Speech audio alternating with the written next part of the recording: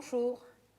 Donc, je vous avais dit la dernière fois qu'il était essentiel de lire Jean Touchard parce qu'il vous apporte, de le lire, pas d'apprendre par cœur, parce qu'il vous apporte des éléments, des données essentielles sur les changements, sur le XVIIIe siècle, sur les auteurs, sur ce qu'on appelle la révolution des idées, sur la révolution américaine, la révolution française, sur l'impérialisme, sur le nationalisme, c'est-à-dire sur tous ces mouvements d'idées qui sont appliqués à l'Europe. Donc vous lisez ça, c'est très important. On ne peut pas revenir. Pourquoi je vous dis de lire le tome 2 de l'histoire des idées? Parce qu'il est essentiel. Vous faites des études en langue française. La langue française est un outil.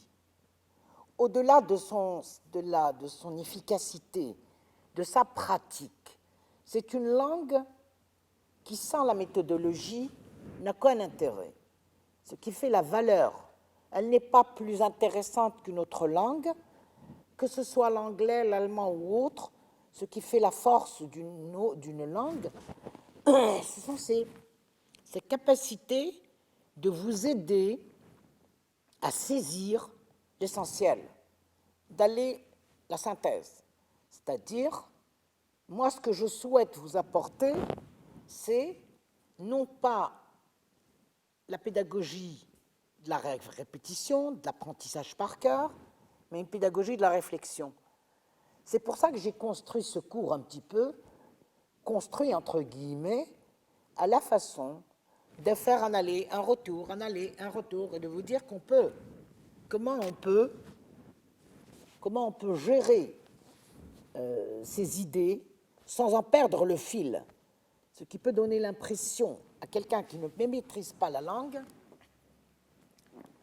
qu'on est un petit peu perdu. Donc, comme l'histoire des idées, c'est un peu l'histoire monde, il n'existe pas simplement l'Europe ou la France.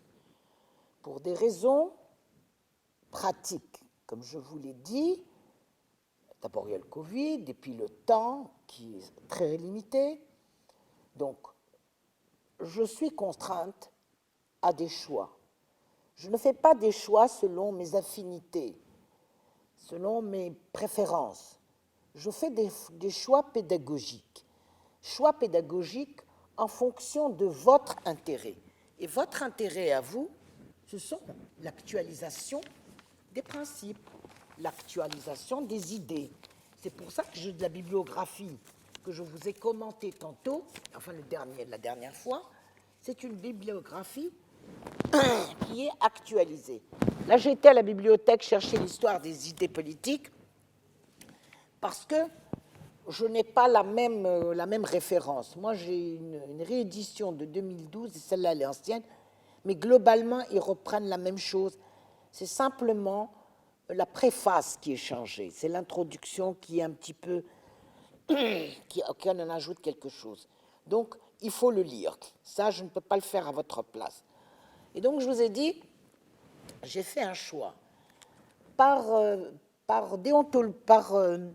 Par acquis de conscience, sachant que vous n'avez pas eu tous les cours, je vais quand même vous donner quelques approches de l'organisation sociopolitique et culturelle de la Grèce antique. Eh bien, je vous ai dit que dans l'antique, c'est pour ça que je dis citoyen, citoyenneté. Citoyen, citoyenneté, cité, pardon, je vous ai dit cité, citoyen. Donc cité, c'est-à-dire l'organisation politique précurseur de l'État moderne, et donc citoyen, quand est-ce qu'on est citoyen? On est citoyen quand on appartient à un ensemble, à une cité, un ensemble où on a la nationalité, où on est géré par le droit, c'est-à-dire en contrepartie de la citoyenneté, en contrepartie du droit de la propriété, du droit de la protection, vous, le citoyen, est tenu d'obéir et de respecter la loi de son pays. Donc, dans l'histoire de la Grèce antique, ce sont, bon, je ne vais pas rentrer, ils ont des hommes, Dracon, Solon, ce sont des hommes, toujours les hommes, qui ont inventé, qui ont pensé l'organisation politique et sociale d'un gouvernement dont les principales caractéristiques se retrouvent dans deux modèles que je vais vous présenter très brièvement. Athènes et Sparte. Athènes et Sparte. Alors, ces deux villes sont caractérisées par, d'abord, une organisation démocratique, l'utilisation des élections, l'utilisation de la représentation, l'utilisation de la participation des citoyens. Je vous renvoie aux ouvrages dans n'importe quel, vous cherchez Grèce antique, Athènes, n'importe quel document de référence vous donne l'histoire de la Grèce antique sans que je rentre dans les détails, sans que moi je rentre dans les détails de vous dire, de vous donner le nom des assemblées, etc. Ce qui m'intéresse, c'est surtout de vous dire que c'est essentiel chez eux, c'est la conception d'une organisation politique qui partage les fonctions entre les citoyens. Alors au départ, il y avait le tirage au sort, puis au fur et à mesure des expériences, les Athéniens adaptent c'est-à-dire qu'ils font ce qu'on appellerait aujourd'hui, à chaque décision, il y a un état des lieux. On fait un rapport, on fait un état des lieux, une évaluation.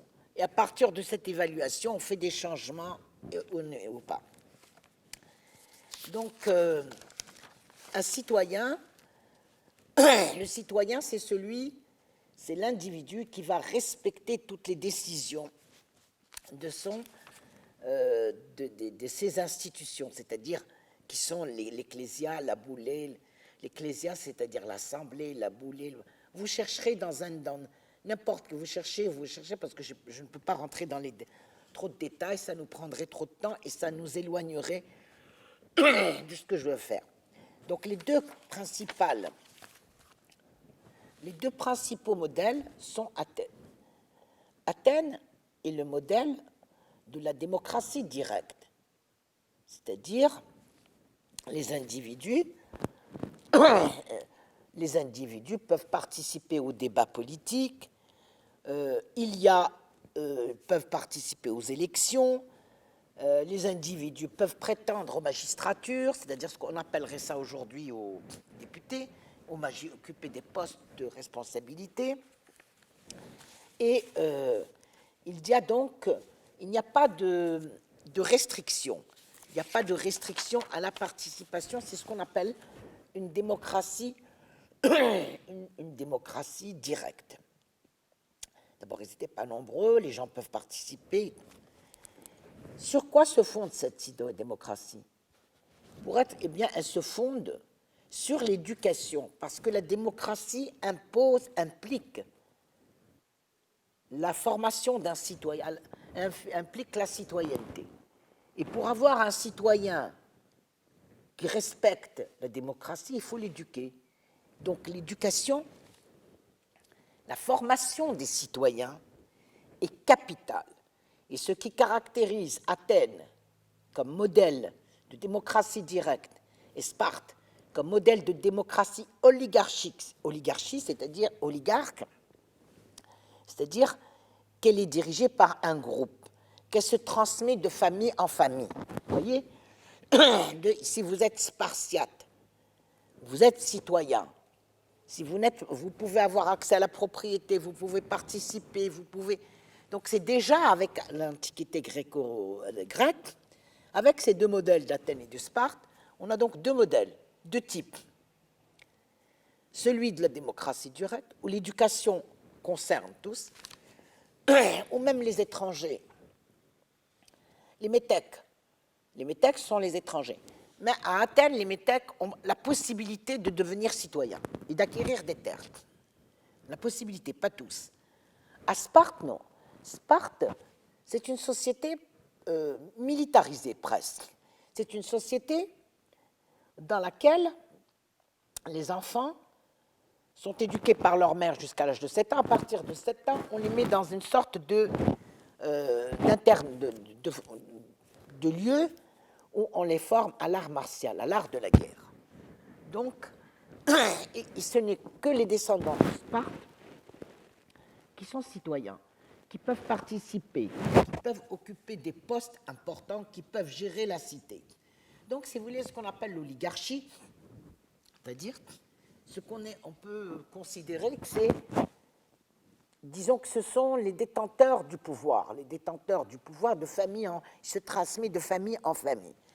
Et là, quand on a le modèle de Sparte, donc Sparte est une démocratie, puisqu'il y a les élections, la participation, les institutions de représentation, l'ecclésia, la bougie, le magistrat et autres, mais il n'y a pas une participation de l'ensemble des Spartiates, de ceux qui habitent des Spartiates.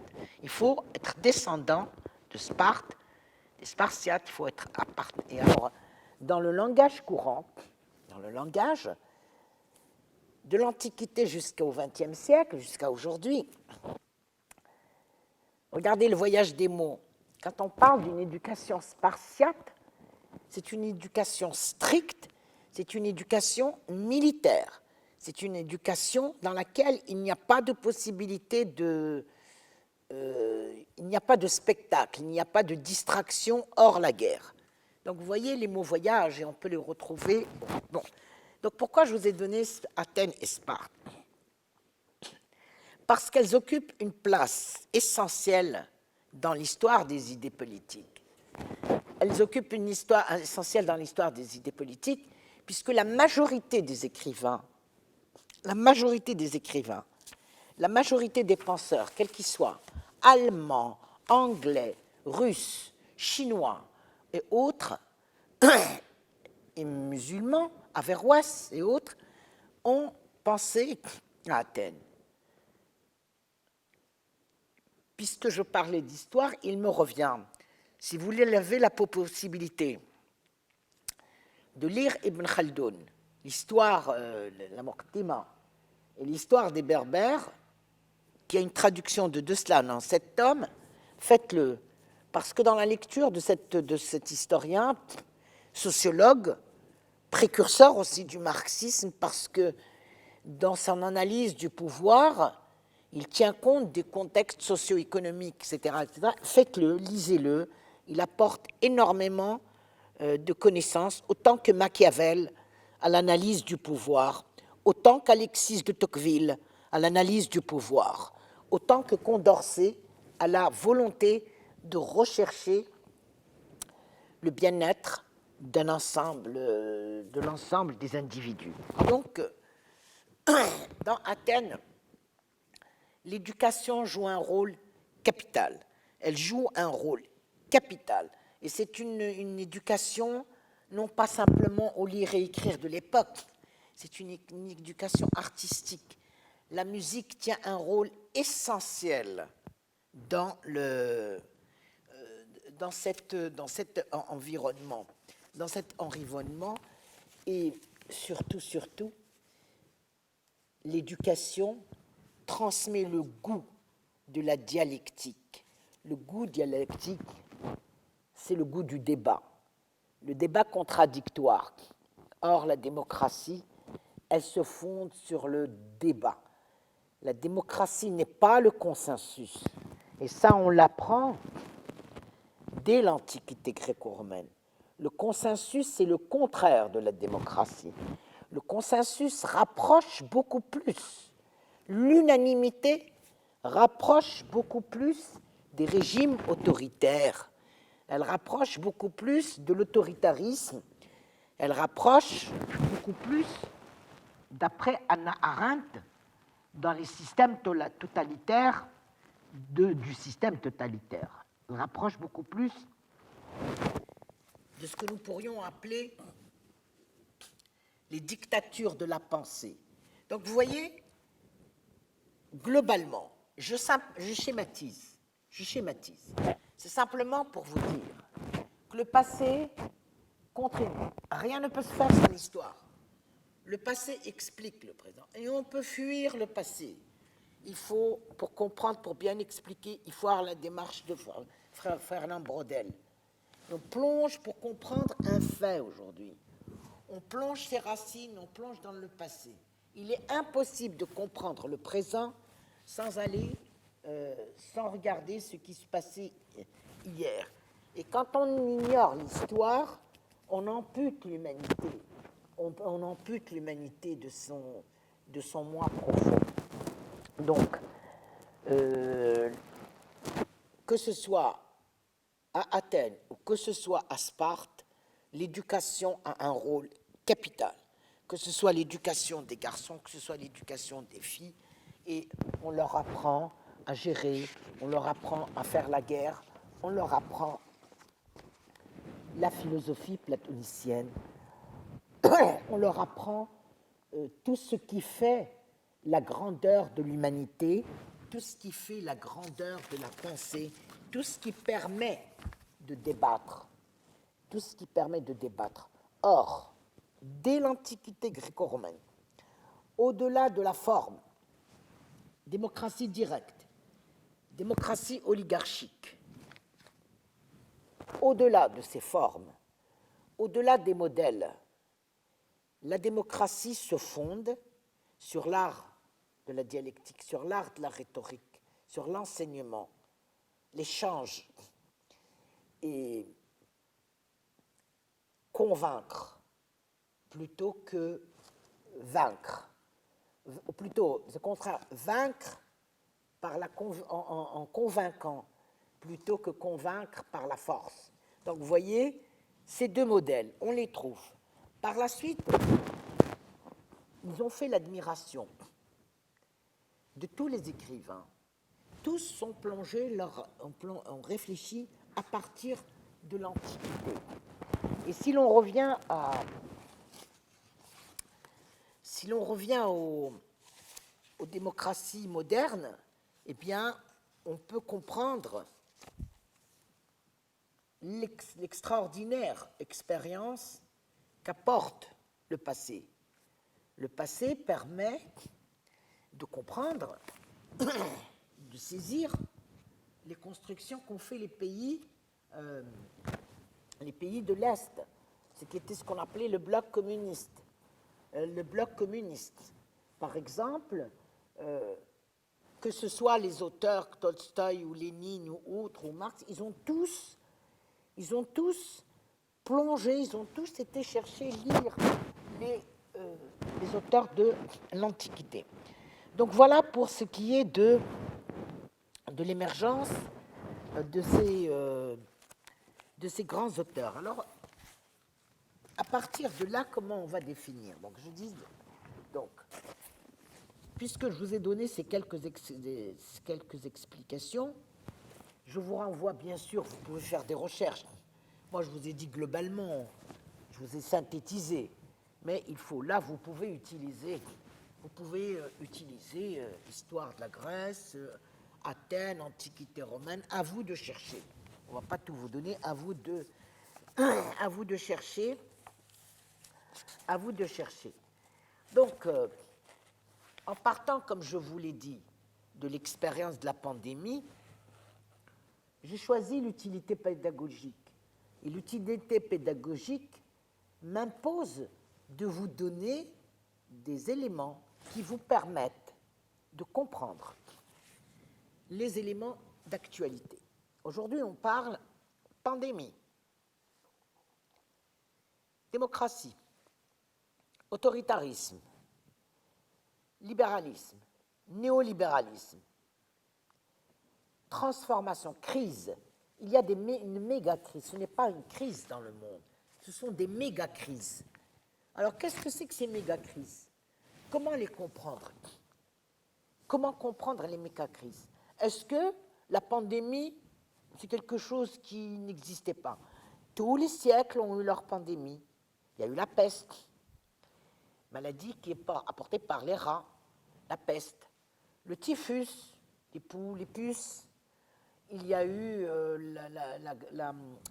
dans les années 1920, je crois, il y a eu la grippe espagnole.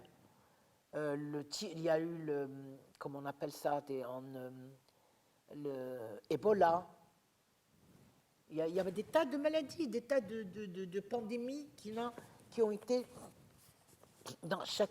Mais celle-là, elle a un petit peu pris de court le monde et elle a touché l'ensemble de l'humanité. Et c'est vrai que touchant l'ensemble de l'humanité, elle nous renvoie, elle pose les deux grands modèles qu'on avait jusque-là. Le néolibéralisme, qui est un peu libéralisme au pluriel, ces transformations en néolibéralisme, modèle les États-Unis trompistes, modèle la France contemporaine, modèle l'Allemagne, modèle l'Angleterre, de Thatcher, etc., etc. Donc, on a des modèles, et puis, de l'autre côté, on a les modèles communistes, solidarité, fraternité, individualisme. Alors, on a des éléments qui font que quel est le modèle qui permet aux hommes, dans les circonstances de pandémie, de sortir? Est-ce le modèle de l'individualisme libéral, dont le modèle de à chacun la compétition, le marché, que le meilleur gagne? On n'a pas à s'occuper de questions sociales, on n'a pas à s'occuper des pauvres, qu'importe qu'il y ait des pauvres. Est-ce que c'est ce modèle-là, ou est-ce que c'est le modèle à côté qui dit, voilà, on doit essayer de construire des systèmes solidaires, des systèmes dans lesquels on va essayer de donner priorité à la question sociale, à l'humain, à l'humaine condition.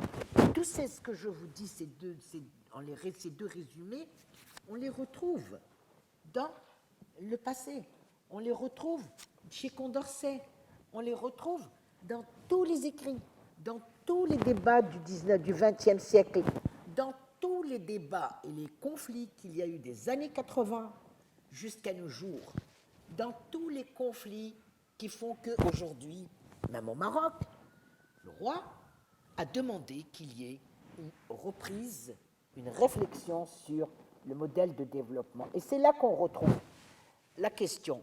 Sont-ce les modèles de développement?